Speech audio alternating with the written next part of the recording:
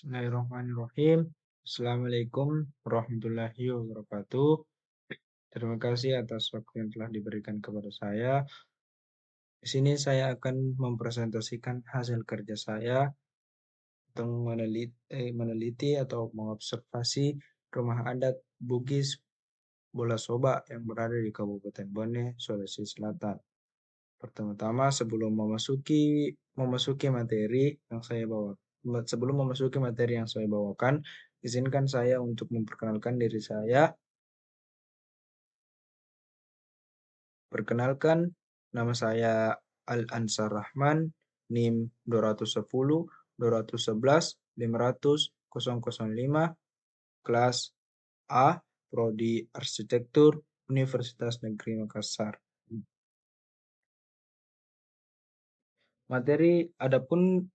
Adapun materi yang saya akan bawakan yaitu yang pertama yaitu bagaimana filosofi rumah tradisional Bone, yang kedua bagaimana struktur dan konstruksi rumah tradisional Bolasoba, yang ketiga material apa saja yang dipakai pada rumah tradisional Bolasoba yang berada di Kabupaten Bone.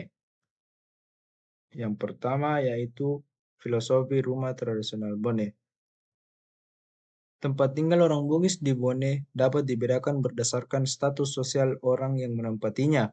Oleh karena itu, dikenal istilah Sauraja atau Salasa dan Bola. Nama Sauraja yang berarti rumah besar yang ditempati oleh keturunan raja atau kaum bangsawan, sedangkan Bola adalah rumah yang ditempati oleh rakyat. Pada dasarnya, kedua jenis rumah ini tidak mempunyai perbedaan yang prinsipil bila dilihat dari segi bangunan, tetapi berbeda karena status penghuninya yang berlainan. Rumah Sauraja karena ditempati oleh keturunan raja atau kaum bangsawan, maka rumah tersebut juga selain lebih besar di lain pihak diberikan identitas-identitas tertentu yang mendukung tingkat status sosial dari penghuninya.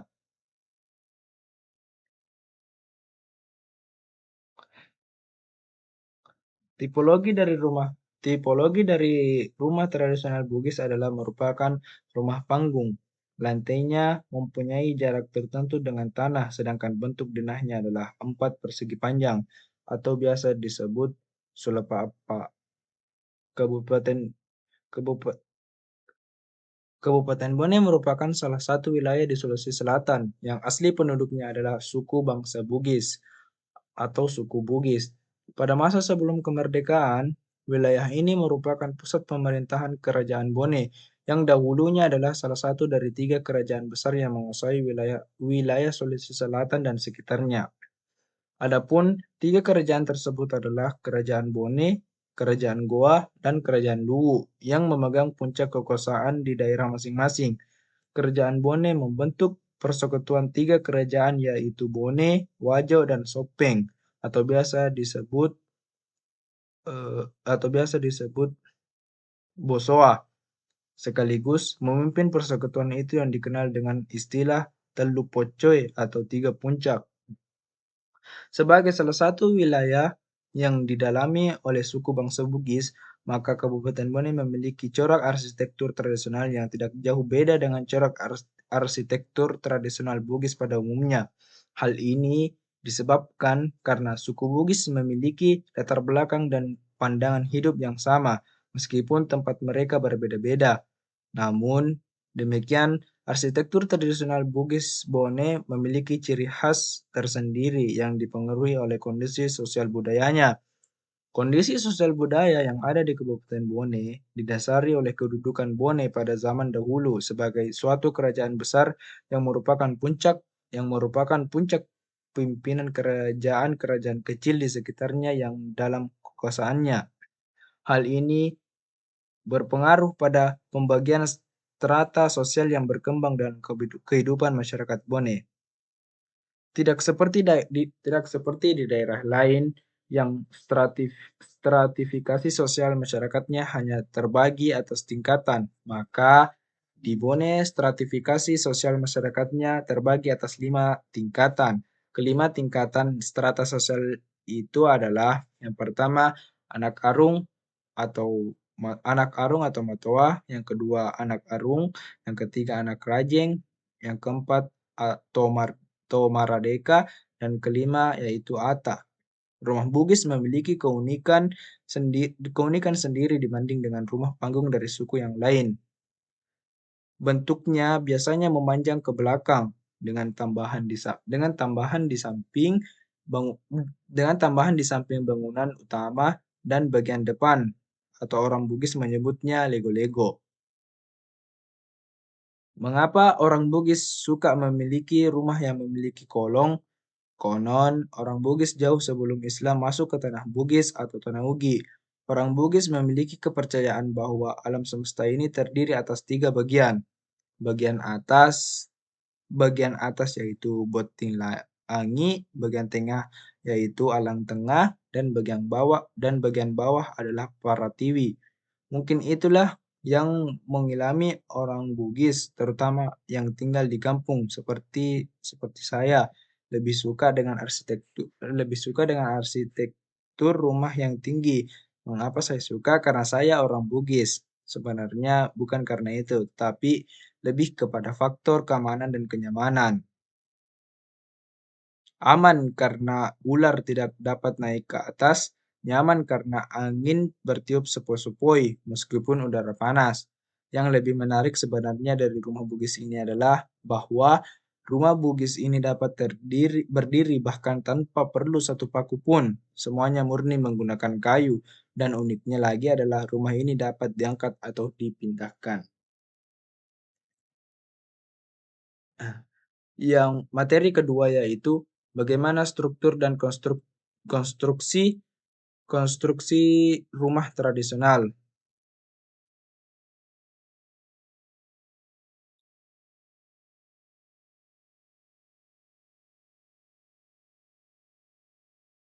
Eh,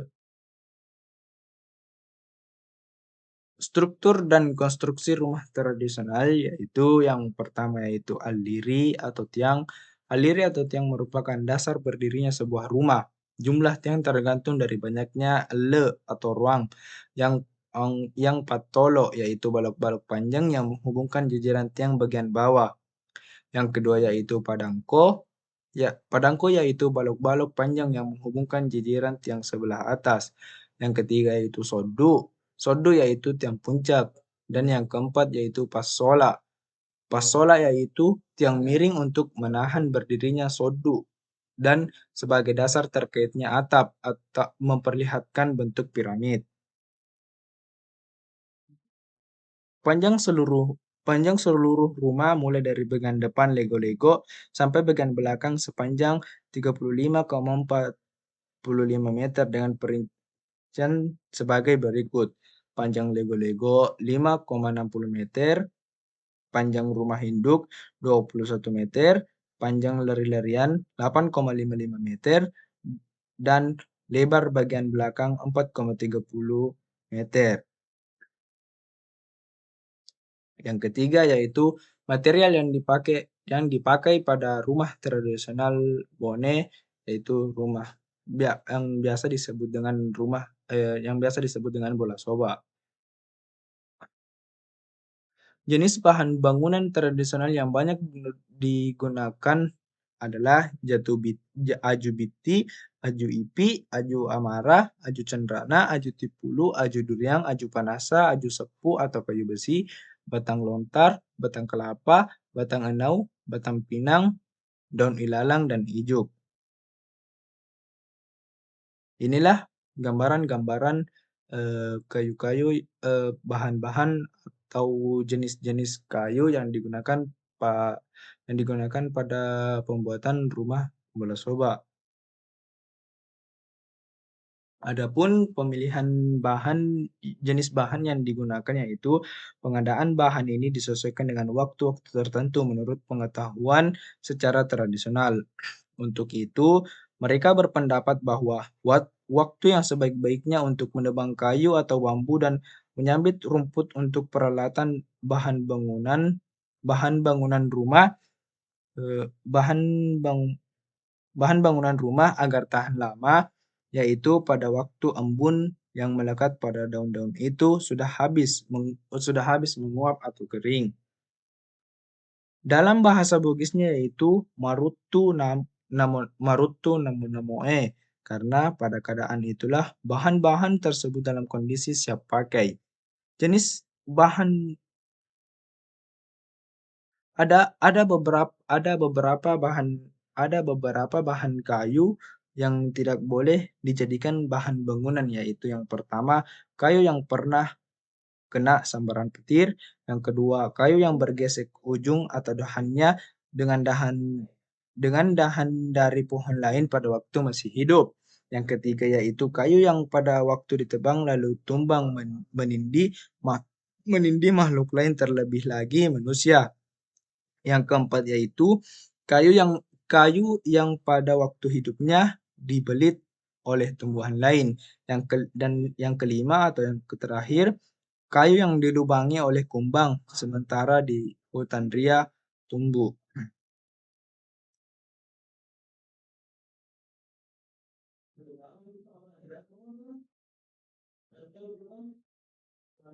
Ke kesimpulan dari materi yang sempat saya bawakan pada kesempatan ini yaitu estetika pada suatu bangunan sebagai salah satu teori seni mengacu kepada teori Trinitas Vitruvius yang terdiri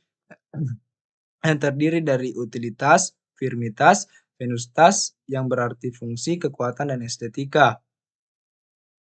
Arsitektur Bola Soba merupakan satu dari sekian banyak bangunan di Nusantara dengan keunikan bentuk arsitektur, struktur, dan konstruksi. Vitruvius membaginya berdasarkan kegunaan atau fungsian, kekuatan atau struktur, dan estetika atau estetik. Penelitian rumah bola soba sebagai ekspresi estetika dan citra arsitektural mengambil kesimpulan bahwa tongkonan dengan bentuknya yang khas melalui struktur bawah, tengah, dan atas yang memiliki keindahan estetika, struktur, dan konstruksinya.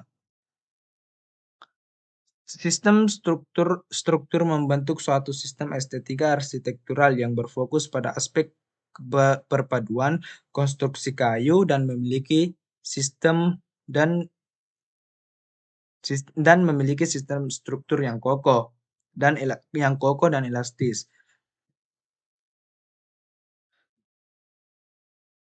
Dari uraian-uraian yang telah saya bahas sebelumnya, terlihat jelas bahwa arsitektur tradisional Bugis, khususnya yang terdapat di Kabupaten Bone, Kecamatan Tanah Teratang, sangat banyak dilandasi oleh falsafah-falsafah yang hidup dan berkembang dalam masyarakat tradisional Bugis, yang umumnya bersifat ritual.